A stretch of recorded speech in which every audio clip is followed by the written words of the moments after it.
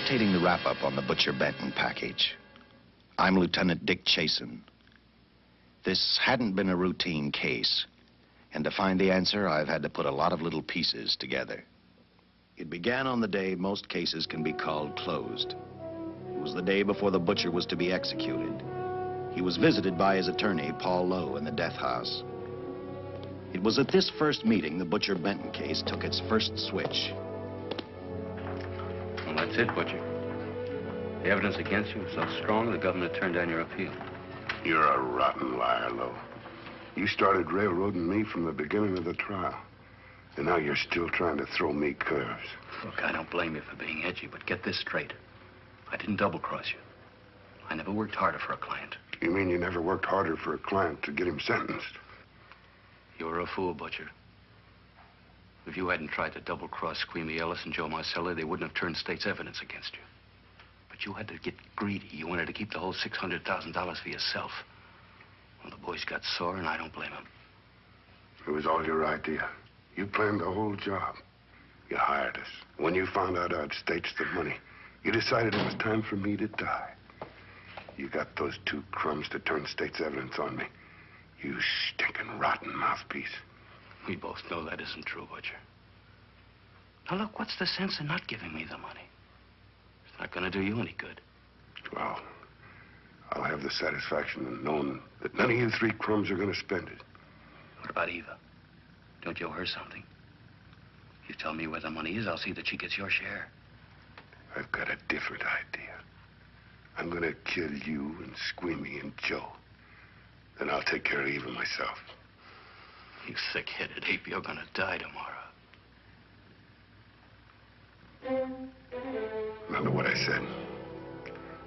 I'm going to get you, all three of you. Even for you, Butcher, that'd be quite a trick. So long, dead man. Remember what I said. I'm going to kill you, all three of you.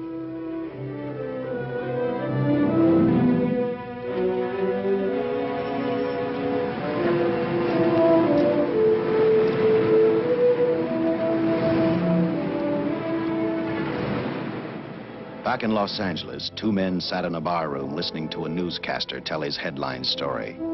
He played up big the butcher's threat to kill Paul Lowe, Squeamy Ellis, and Joe Marcelli for their having turned state's evidence against him. Squeamy Ellis didn't seem happy over the butcher's threat. Neither did Joe Marcelli. But they had figured, once a dead man, always a dead man. But this was one time everyone was in for a surprise, including the entire police department.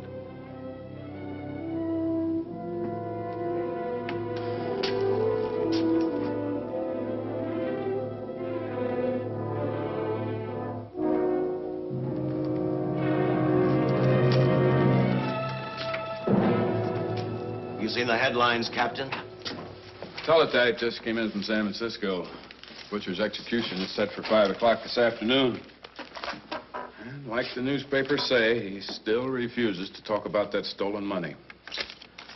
Well, I still have hopes of coming up with something. That's what I dropped by for, Dick.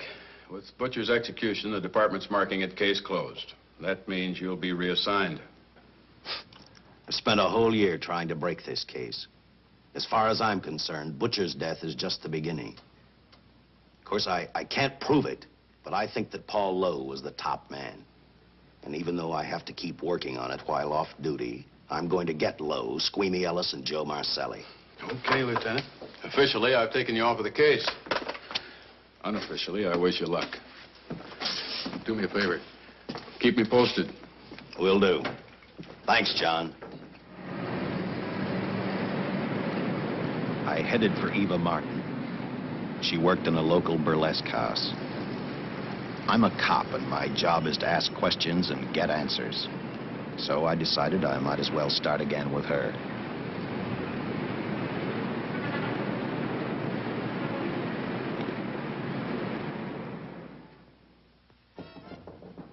Come in.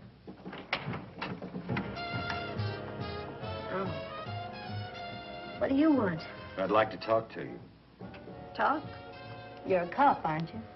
That's a good question. I can't even find a 3-ton armored car, let alone the $600,000. And I've been on the case a year. I've told you, and I've told you, and I've told you. I don't know anything about the money. I never did. Benton's gonna be dead in a little while. I thought it might make a difference. I never knew anything about the money. Call me dumb. I didn't even know Charles was in the rackets until the trial. Now, take it easy, kid. You're on, Eva.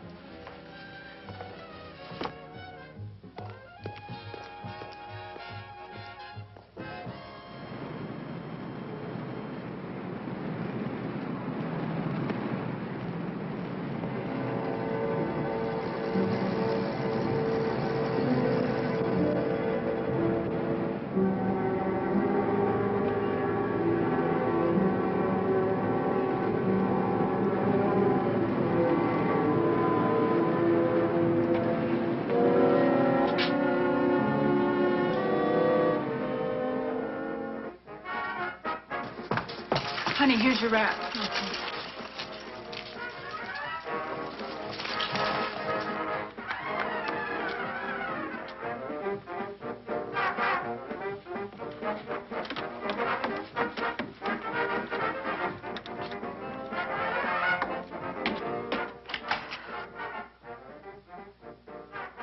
A few moments ago, Butcher Benton, without revealing the whereabouts of the $600,000 stolen in the armored car holdup, paid for his crimes against society in the gas chamber at San Quentin. Now for a look at the international scene. Today... Come on, baby. Don't waste tears on Benton. I feel so badly about Charles. If I'd known, maybe I could have done something. How about a drink? We could both use one. No, I just can't drink while she's working, Paul. Boy, see.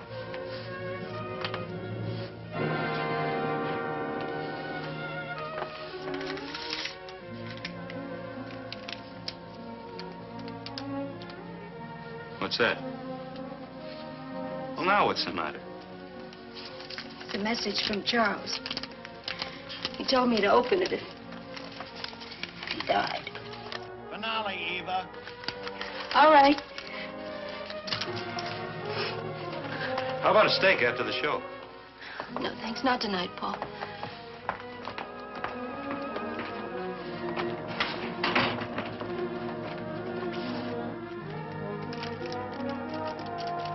I didn't find out until much later, but Paul Lowe, in opening the letter the butcher had given Eva, found a map outlining a section of the city sewer system. And clearly identified was the spot where the butcher had hidden the stolen payroll. He replaced it with a $50 bill. I guess he figured $50 to gain $600,000 was not a bad day's work.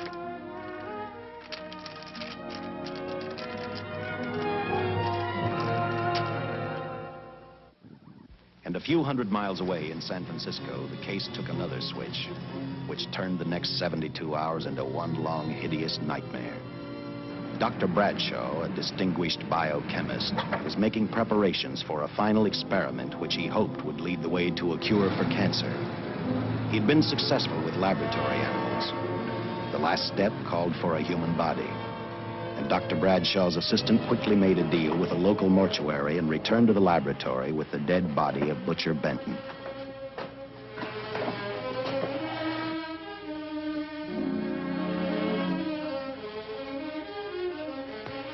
You made good time. Well, I didn't waste any. Any trouble? No, I just handed the money over and moved the body into your station wagon. That was that. Good. Get a syringe.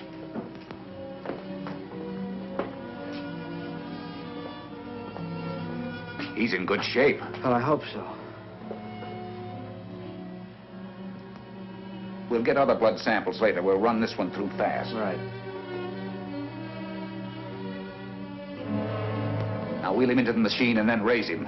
Right.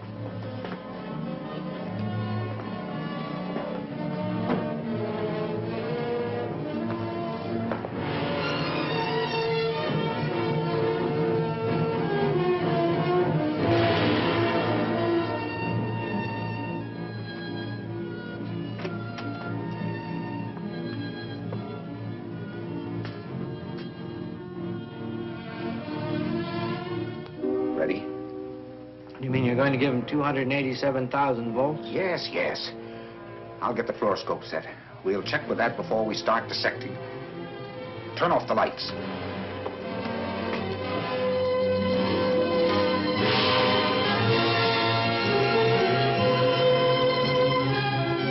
There you are, old boy. If you respond properly and my theory is sound, you'll be more famous dead than alive. Throw the switch.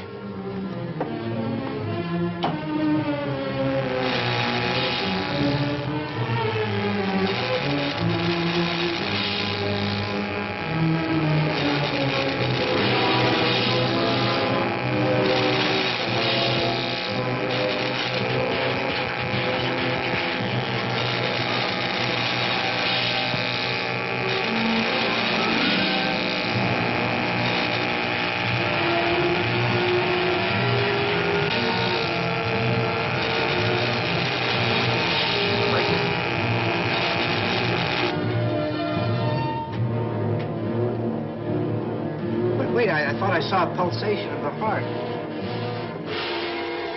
You're right. Dr. Bradshaw is beginning to breathe. You've brought this man back to life. No. The heart muscle has simply responded to a terrific electrical shock, that's all. Yes, but it does prove that the cells still function. Dr. Bradshaw, he is alive. A shock reaction, it can't last. His cells are multiplying now, if your theory is right. We could keep that reaction going longer. But it's worth a try. Get the body out.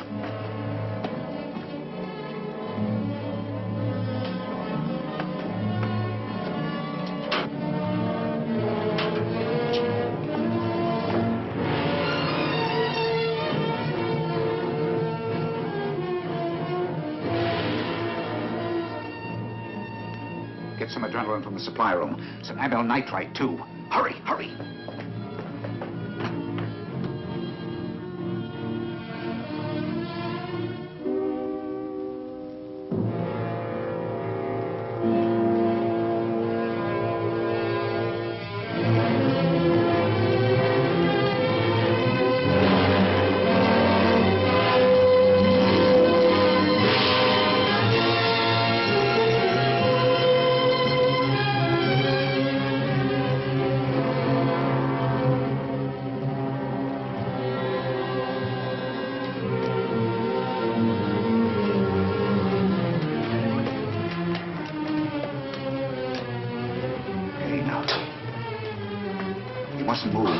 Your heart can't stand the strain. Now, you must lie still. Please, please. Easy now. Easy. Easy. You must lie. Easy. Please.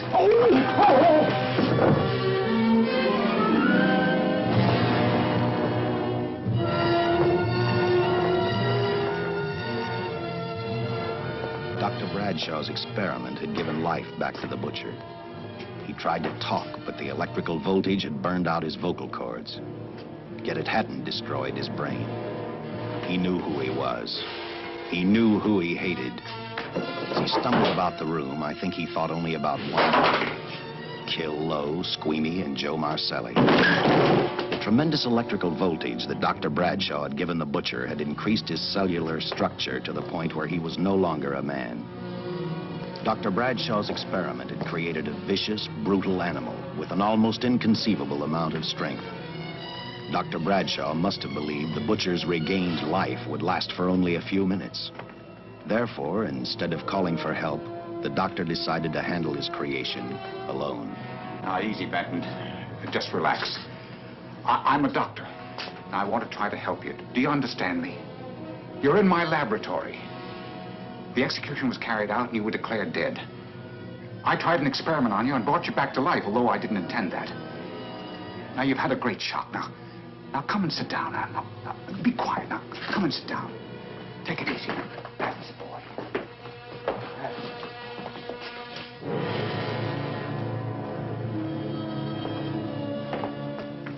Careful. His reactions are violent. How do you explain this? Each cell must have multiplied 100 times. perhaps thousands. His strength is unbelievable. No, it's too late for the amyl nitrite. I want to get some blood samples, make some tests on him, find out what's happened. Get me a syringe.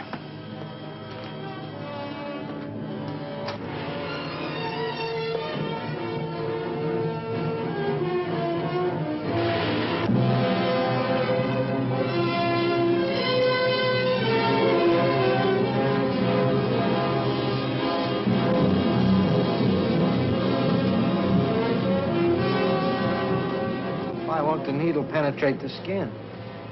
The tissue must be nearly a solid mass of cells. How are we going to get the blood sample? Surgically, perhaps.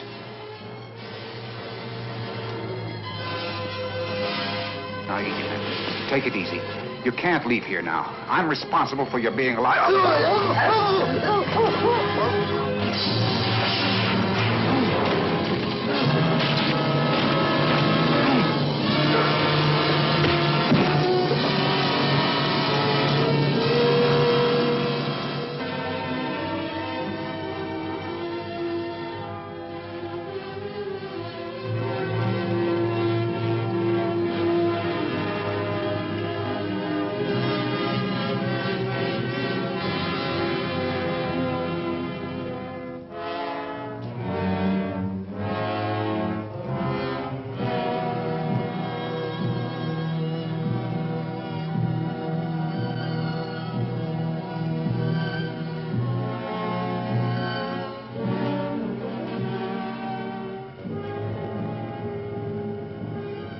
Towards the end of this case, Captain Lauder and I found out the doctor and his assistant had been murdered.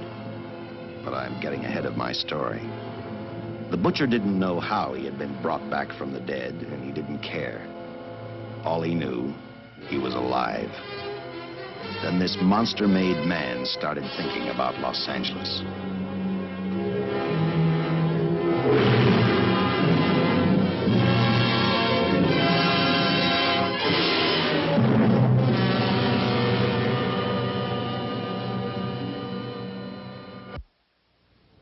On that very night back in Los Angeles, I decided to stop playing detective for a little while.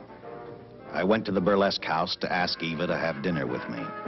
After all, the butcher was dead, and if I got lucky, sooner or later, I figured Paul Lowe would lead me to the stolen payroll. In a way, that possibility made me even feel better. It's not fair to watch the show from backstage. Next time, I'll pay admission. I take it by that remark you like my routine. Yeah, you're pretty good. What I can't figure out, though, is why you stay in a place like this. It shouldn't be hard for someone like you to get a job in a class spot. If you weren't a detective, I'd be willing to bet with a line like that your next remark would be, how about dinner? Well, not exactly dinner, but a hamburger might be a good idea. If you're asking in an official capacity, I can't say no. I'm off duty. For the past 6 months, all I've ever called you is Lieutenant Chasen. Do you have a first name? Dick. Give me 10 minutes for a quick change, because you just made yourself a date, Lieutenant. I mean, Dick.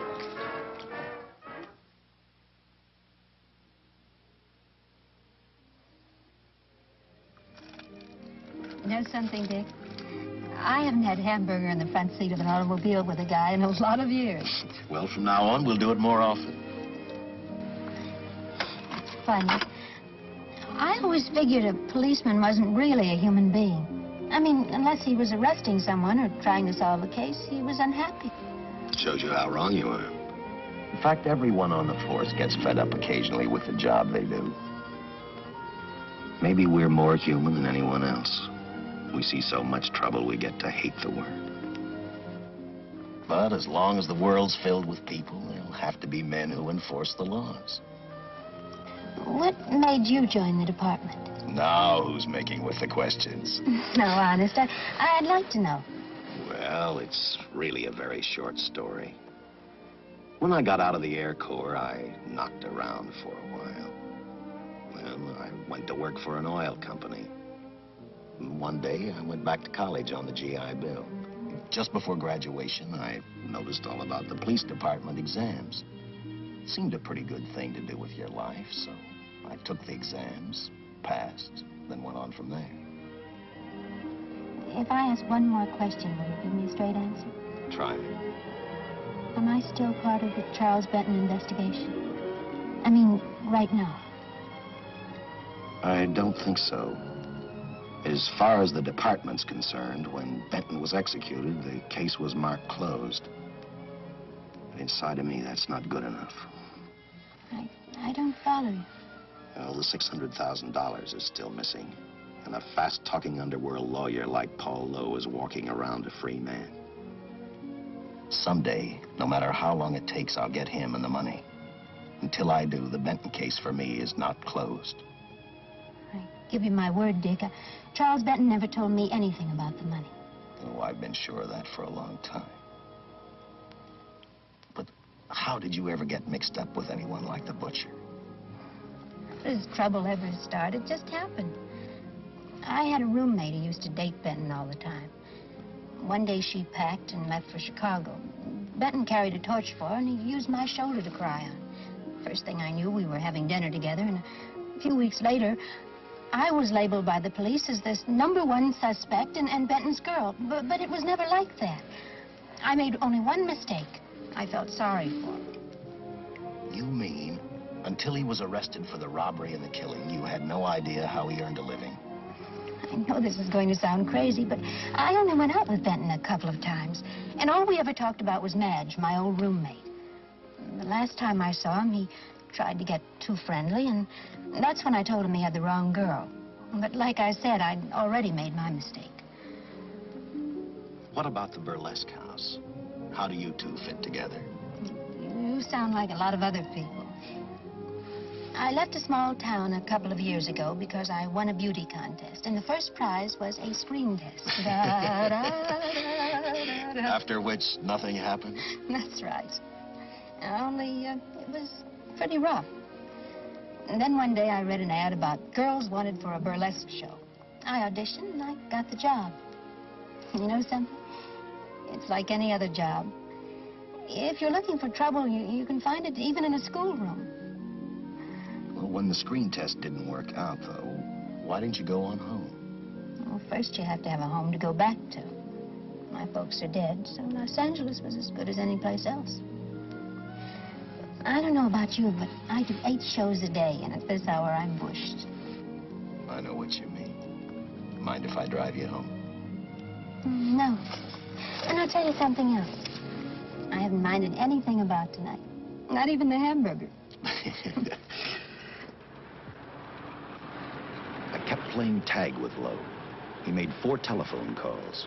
3 of them didn't interest me, but one did. The one to Joe Marcelli. I watched Joe head for his meeting with Lowe, and for some unknown reason, I began to get the feeling that this case was finally about to explode in my favor.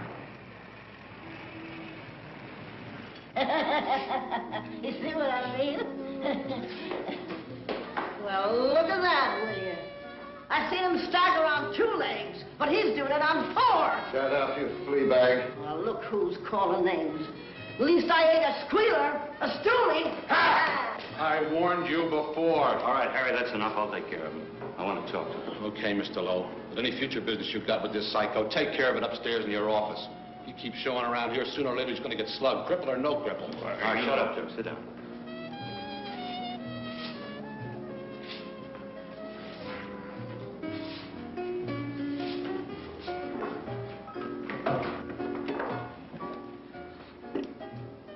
I need a shot, bad. You'll get one after I've talked to you. You sober enough to understand? Yeah, I run out of dough. No wonder. Look at you. You used to be the best torch man in town. Now, I don't think you could crack a safe if you knew the combination. No jobs. Nobody wants me since I turned states on Benton. That's your doing. You taught me. All right, quit crying. I got a job for you. If you can stay off that stuff long enough. You know I can if I've got a job. How much? What is it? There's $2 grand in it for you. Where? Right near where he pulled the job. Interested? $2 grand ain't much out of 600,000. There'll be other expenses. Besides, that money's plenty of it. Now, you want it, or do I get another boy? I'll do it. How soon do you want me to go to work? Set it up for tomorrow night. Call me before noon. I'm going to the races. 1. And that's all. The job's over.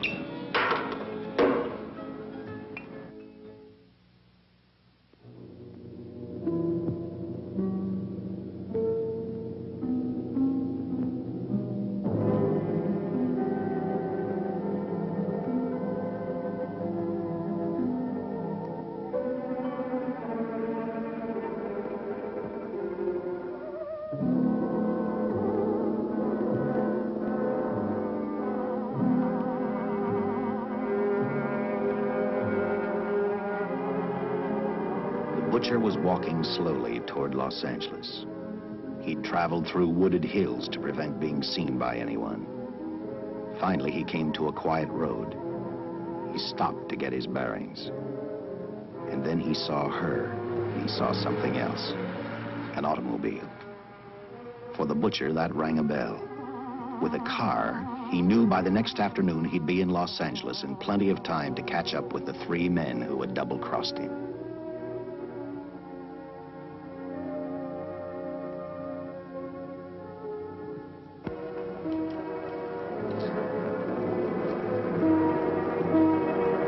Well, see, you're a real gentleman to be helping strangers in distress. I hope you don't mind me using the babe here as bait. Quite a dish, isn't she? But that's what she gets paid for. Bait, that is. Yes, sir. She's a real shaker artist of my outfit. Carnival man myself. Just call me Connie. Yeah. Well, friend, we're in a little bit of difficulty here. Got a flat tire, brand new car, no tools in the back. Why, some of these dealers make my carnival grifters look like babes in the woods.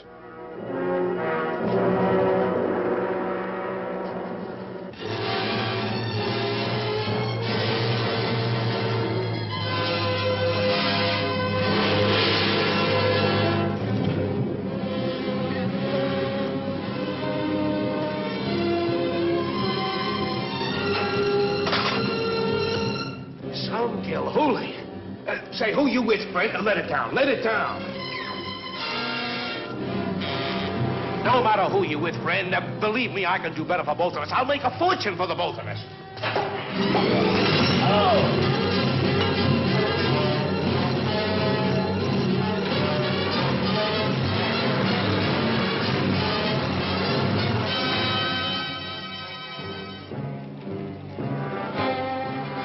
An hour later, the San Francisco Police Department sent out an APB. Squads were sent to various parts of the countryside.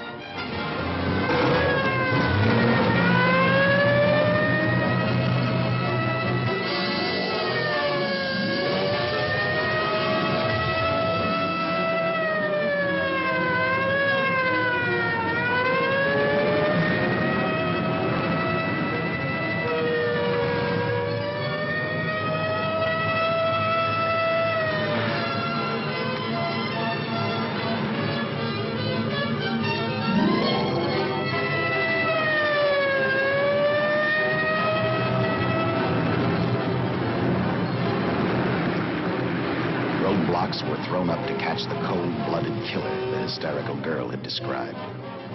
Each squad kept reporting back to Central Headquarters, and each of their stories was the same. So far, none of them had spotted the car the killer was driving. Orders were given to shoot to kill, because from the girls' further accounts, they realized they were dealing with a maniac.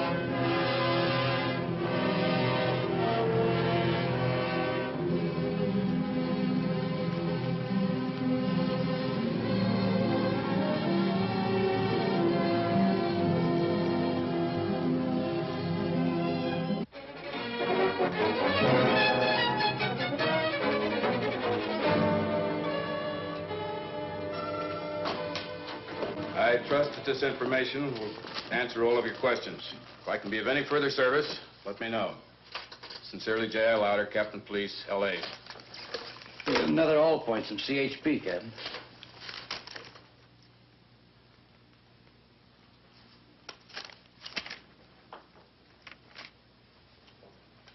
These reports sound like they come from a bunch of loonies. You sure do. There it is. Sergeant. Yeah. I want Lieutenant Chasen to look these over as soon as he comes in. All right, Captain. The next morning, I read the stories of the brutal murder of the 2 police officers. I also read the witness's statement about the bullets having no effect upon the killer. I felt sorry for the witness, and I thought about how easily a person's mind can become confused when suddenly they receive a brutal shock. I didn't believe a man existed who could not be stopped by a slug from a .45. Good morning, Captain. You and the rest of the force are going on 24-hour duty. Seen the headlines? You mean this guy that's running amok up north? Yeah, the latest report, he's killed 2 police officers. Made a getaway in a green coupe heading south. I've got a hunch this killer's gonna be our baby. He could be in town right now. Yeah. You better get started, Lieutenant. Okay. Any new leads on that hold-up money? I think the girl can probably be counted out. If any of the others are wise, they're keeping mighty quiet. Well, let it ride for now. The whole force is gonna be on the spot until we catch this killer. Newspapers will have a field day.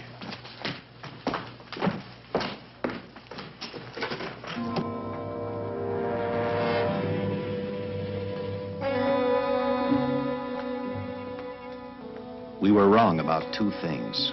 The killer was already in our city, and we didn't know he was Butcher Benton.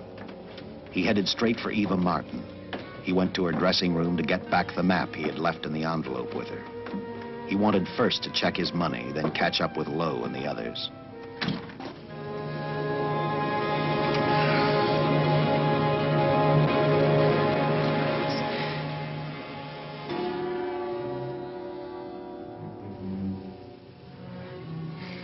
Can't be.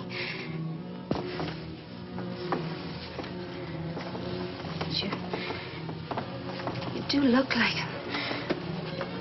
Only different somehow.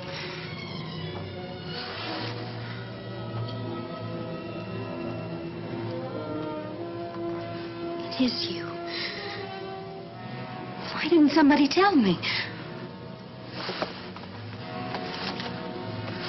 What's happened, Charles?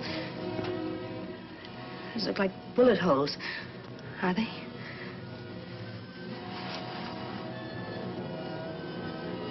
There isn't even a mark.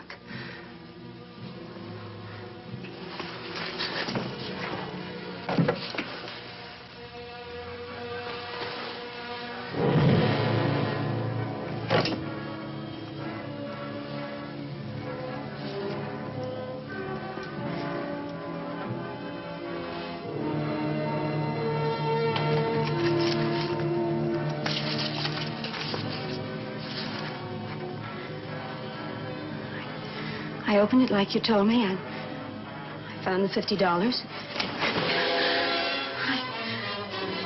I didn't know why you left him.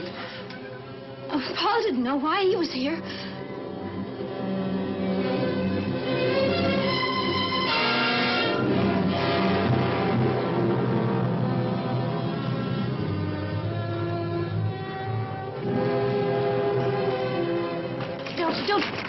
Don't get crazy.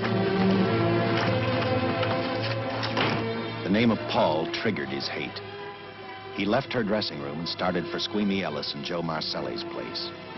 Because he knew, with them out of the way, Paul Lowe couldn't open the strong box where the money was hidden. He thought of Squeamy and Joe first.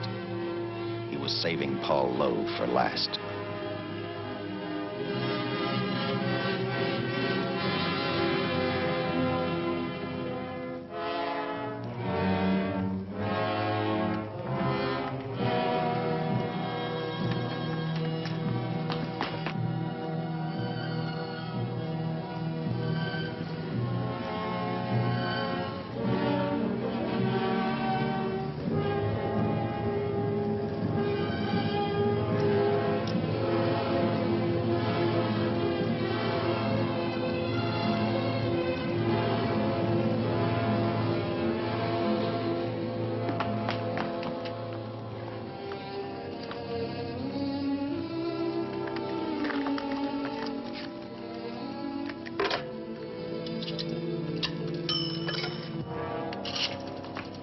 Hey, Eva, can I borrow your eyebrow pencil?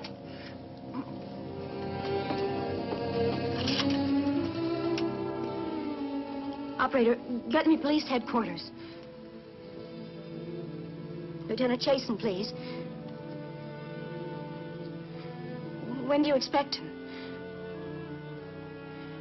Well, tell him Charles Benton is alive, and even bullets can't stop him. I'm not crazy. Just say a friend of Charles. He'll know.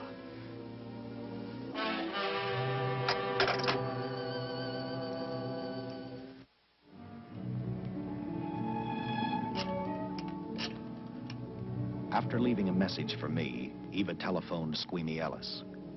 She tried to tell him the butcher was alive and on his way over to kill him. Squeamy didn't believe her, and in a way you couldn't blame him. Who in their right mind would believe a man had returned from the dead? What Squeamy actually believed was that the butcher, before his execution, had hired a killer to carry out his threat.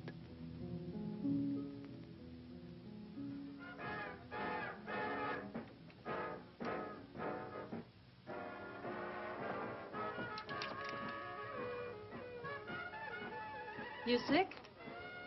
What? You don't look so good to me. 10 minutes, Eva. All right.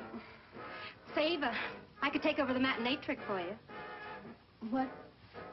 It's easy. Look, Eva, I can do it. Scub-up-de-doo-doo-doo. Oh, I'm... Francine, I just thought of something. Yeah? Eva agreed to let Francine do the show. She hoped she'd be able to interrupt the butcher before he arrived at Squeamy's hotel. Or, failing that, at least be able to warn him to stay out of sight. You wanted me, Captain? Yeah, I just had a rundown on those fingerprints of the stolen car up north. We got nothing on the driver who was killed or the woman with him. Take a good look at these. There's something funny about these. Yeah. The boys in the lab can't figure it out either. Those are the killers. They were found on the steering wheel. Looked like they'd been stamped in with a steel die. They sure do. These are Butcher Benton's. What? Well, they look the same to me. How do the lab boys explain that? They don't. Their best guess is a twin brother. An identical twin could have the same pattern of whorls with only slight variations. Ever hear of the butcher having a twin brother? No. Even if he did, it wouldn't explain these freak prints. You didn't pick up your message, Lieutenant. Some wacky dame calls you. And she says Charles Benton is alive, and bullets won't stop him. If we buy the twin theory... Who was she? Where'd she see him? Well, she wouldn't leave her name.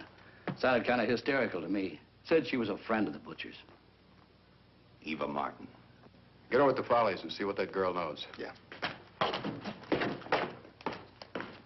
Some guys have all the luck. I never drew an assignment to the Follies.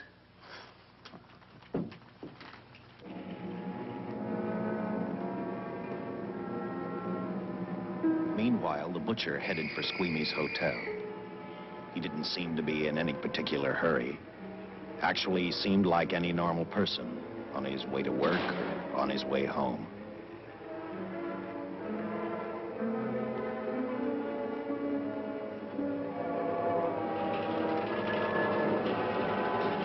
He rode up Angel's Flight, arrived at the top, scanned the hotel building, and then noticed the only exit from Squeamy's apartment, a fire escape.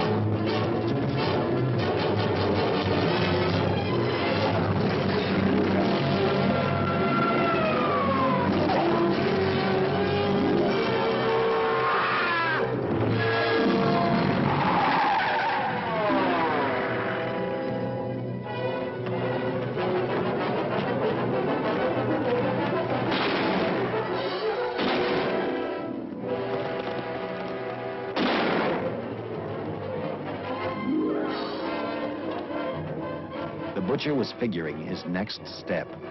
And as he looked at the dead cop, he thought about Paul Lowe, the next man on his list. Seen Joe Marcelli? Not since last night when I told him I didn't want him around here no more. Give me a shot.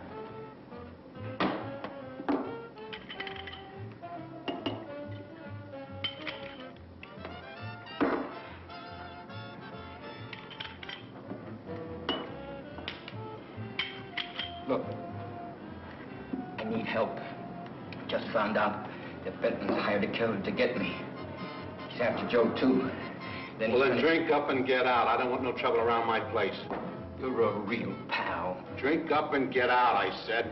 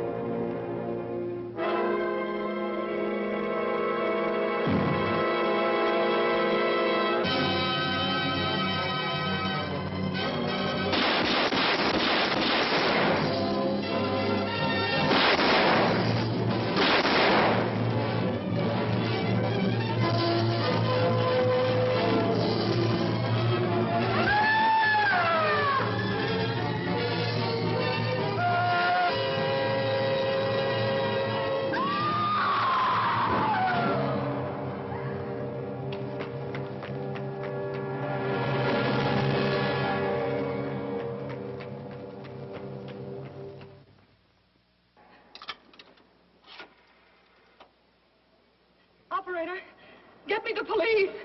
Police! Yes!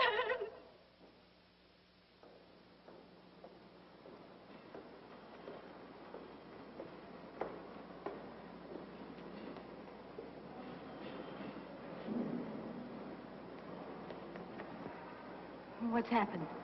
A guy named Squeamy got thrown from the 5th floor. He's dead on a mackerel. Customer of mine. You mean Squeamy Ellis? Yeah, that's it. Just Squeamy. No one else was killed. Ain't one enough?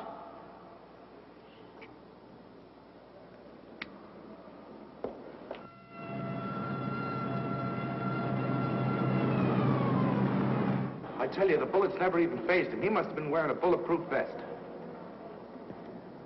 God help us when the papers get a hold of this. Keep an officer on duty here till you hear from me. We'll get a stakeout on Joe Marcelli. I'd like to talk to Joe. Lauder, I'm going to call San Quentin. Suppose Benton is alive. Every available man's been put on the case now. Yes, sir. All right. All right. Anything new? Report on Dr. Bradshaw, owner of the station wagon. The San Francisco police located his laboratory in the basement of an electrical power receiving station. Bradshaw, what's he know? He's dead. And another man, too, his assistant. The lab is a shambles. But now we're getting some action from San Francisco. Benton's body never arrived at the mortuary where it was supposed to go. An attendant there finally broke down, admitted he picked up some quick cash by handing the body over to a man he was unable to identify. The man was driving his station wagon. Blasted man, the chief's on my neck, and the commissioners are on his, and the mayor's on theirs.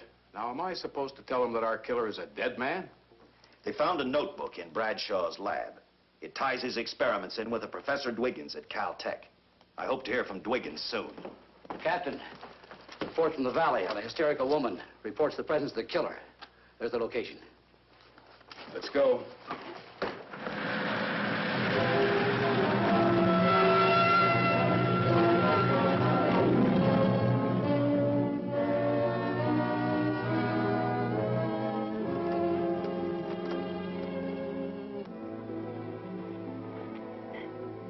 You and your boyfriend had a little fight, and he got out of the car to take a walk. You noticed as he walked down toward the sump area in the direction where you'd seen those lights a short while before. What happened then, miss? Please try to tell us. Well, I just sat there a few minutes, I guess. I was pretty mad. Then there was a loud crash, like heavy metal, sort of, from down here. I got out of the car to get a better look. I heard Jimmy cry out something. I couldn't make out the words. Then down here, in a patch of light, was Jimmy. And coming toward him was this man. Big man. Lifted Jimmy up over his head like he didn't weigh a thing. Jimmy screamed. Just once, before he broke Jimmy's back. I heard it snap, not far away. Then I started running till I found this house. They let me use the phone. Thank you, miss. We'll see that you get home right now. O'Malley, see that the young lady gets home all right. Paul Lowe, while driving to his office, heard a radio commentator report the murder of Joe Marcelli. And what shocked him most was when the broadcast identified the killer as possibly being the butcher. Lowe headed straight for Eva Martin at the Burlesque Theater. Oh, you gave me a start, Mr. Lowe. What are you doing here? Where's Eva? Oh, I'm taking her place. I'm going to wear her costumes. What's it to you? I asked you, where's Eva? Hey, don't get physical. Well, watch your tone of voice, Buster. I told you. Little Eva isn't here. I could see that for myself. Where is she? She's at police headquarters. That's where she is. Yes, sir. No, sir. Captain Lauder's still with the mayor. The killer dropped out of sight. He was last seen in the Hollywood area. Yes, sir. We know he's dangerous. Every angle's being covered. Yes, sir. I'll tell him.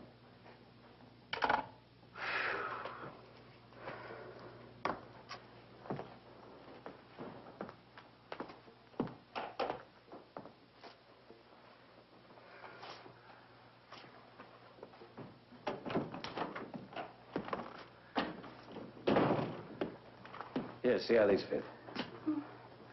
Low heels. I'm sorry. It's the best our wardrobe department can afford. Any idea how soon the captain will be back? Now, look, I'm going to see the captain. I'll have to wait here all night. Paul. Paul, Charles killed Squeamy and Joe. Joe, too? Benton? He's alive. I saw him, but nobody will believe me. I'm checking it. My guess is whoever killed them is on the trail of the money, Lowe. Now, maybe you better start talking if you know anything about it. I don't know anything. Did the butcher have a brother? No, no brother. It was Charles. I saw the tattoo on his arm. Look, I demand police protection. Where's the money, Lowe? You heard me. I demand protection. I know my rights. We put stakeouts on your office and home. Well, that's not enough. It's enough as far as we're concerned.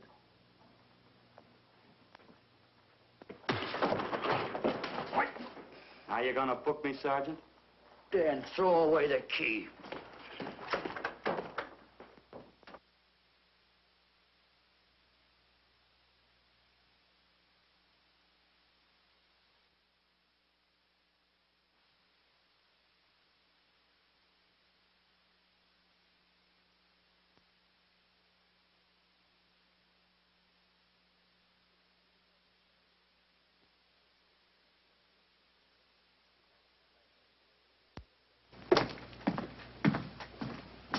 Thank you. Come up with anything yet, Dick? Oh, we've checked every hotel, motel, and rooming house in town. We've run a cross-check on every hangout Butcher ever used. Net results, blank. This is incredible.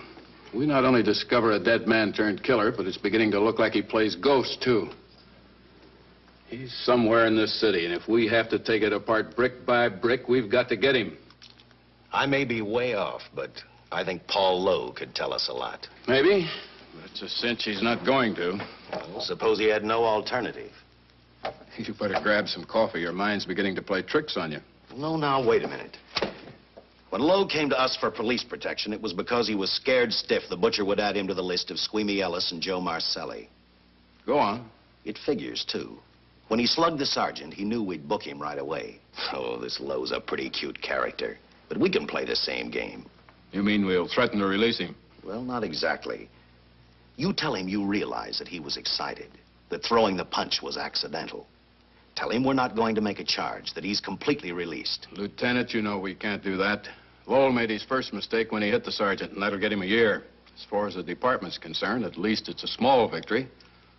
If my hunch is right, Lowe won't want to be on the streets with the Butcher looking for him. And he may talk, and talk a lot. Enough maybe for us to get rid of him permanently. Even lead us to the Butcher. If he's frightened enough, that might work. But if it doesn't... No, Dick, I'm not going to release him. I want him out of my way so bad I can taste it, but not bad enough to be responsible for getting him killed. The good thing about that, Captain, is the fact we know it, but Lowe doesn't. Let's give it a try. All right, Lowe. Come on out. I think you'll find everything in there. You're free to go, Mr. Lowell. Wait a minute. Who do you think you're kidding? You arrested me for assaulting an officer. Court, I'll plead guilty. With luck, I might get off with 6 months. For a lawyer, you're forgetting a very important point. If no charge is made, there's no trial. It was a tough day for everyone. We figured your nerves were on edge, and when you threw the punch, you didn't know what you were doing. I've squared everything with the sergeant. It's all over, all forgotten. Yeah? Why'd you bring a stenographer? Simply because I wanted a record of our conversation at the time of your release. Okay, Lowell, let's go. Oh, wait a minute. Once out on those streets and I'm a dead man. You let me go, you'll be responsible for murder. Oh, come off it, Lowe. You're imagining things. You know the Butcher threatened to kill me. You set me free, he'll do it. Well, that's just a risk we'll have to take. But the way I look at it, Mr. Lowell, you'll be okay. Look, Captain, I'll make a deal with you. You keep me here, and I'll tell you how to recover the money. Maybe even catch the Butcher. No deals, Lowell. You'd probably tell us anything just to stall for time. Come on, let's get out of here. Now, wait a minute.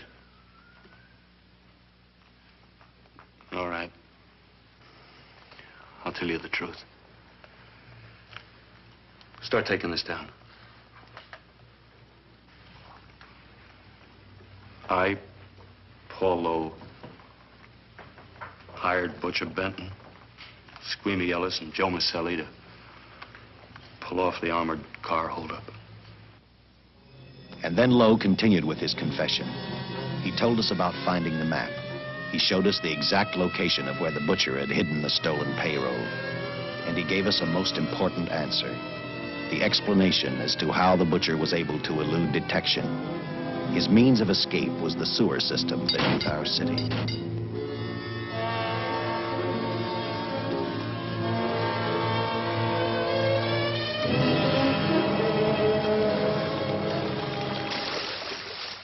The The department went to work fast. Every police squad in the city was detailed to cover a specific area. Every entrance and exit to the Los Angeles city sewer system of 700 miles was covered. Captain Lauder and I, along with several other squads, headed for the entrance where, according to the map, Butcher had hidden the money. Our job was to stop him, and that made me think of one specific question. When we found him, could this monster be stopped? I, for one, wasn't sure.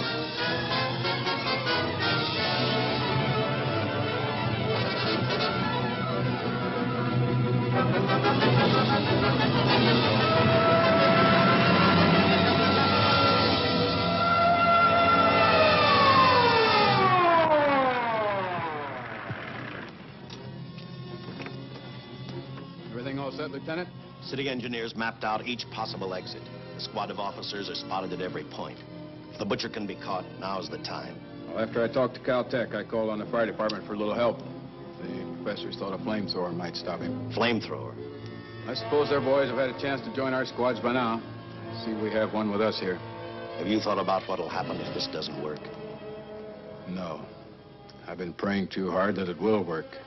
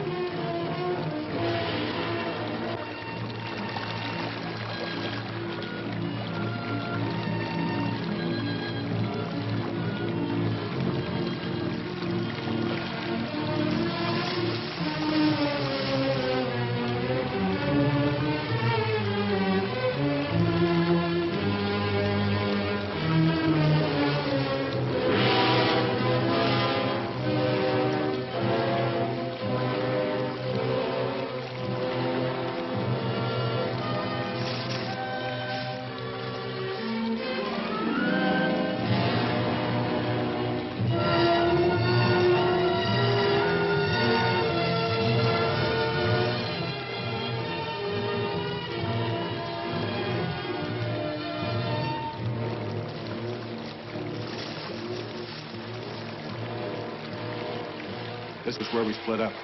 I'll go straight ahead.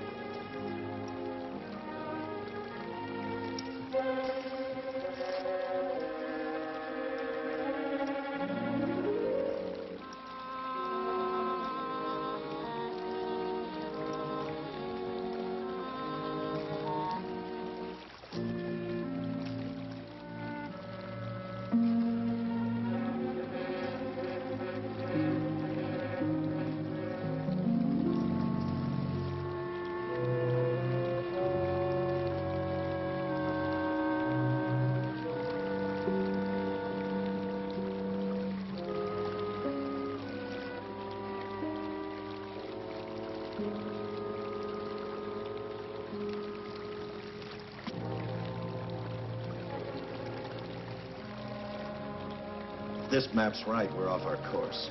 We'll have to backtrack.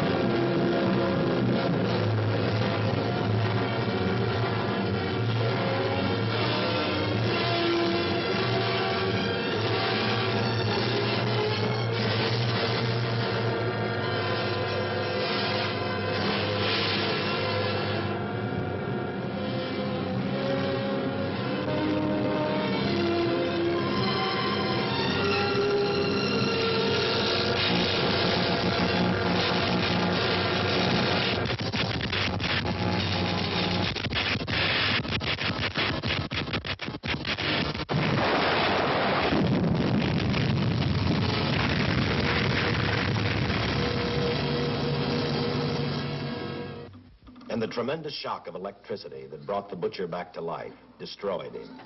The $600,000 stolen in the armored truck robbery has been recovered. Case closed. Well, here are the scientist's comments for your records. I had to fill in a few spots with my own guesses, but I guess that's about the size of it. Did you get any sleep? Oh, some. Not much. How's the girl today? Well, I called the hospital about an hour ago. She'd gone. Gone? Where? Well, she told him she was a working girl and that she'd been away from the job too long already. Quite a girl. Yeah. Say, how about that time off I've got coming? 48 hours, beginning right now. With some resting.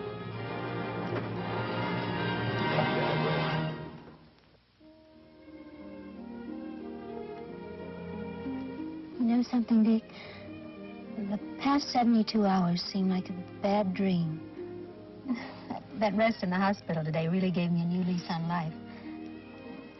Now that it's over, I can't believe it actually happened. The important thing is to remember it is all over. I suppose you'll be assigned to another case. I'll have to give up hamburgers in the front seat of the car for steaks in a restaurant. No. I've thought about that. In fact, I decided to do something about it. I started by talking the captain into a short holiday, and just about an hour ago, I got you fired. What? What did you do that for? I figured that being my wife would take up all of your time. Even if I wanted to say no, I couldn't. You're not supposed to say no to a detective. I figured that, too.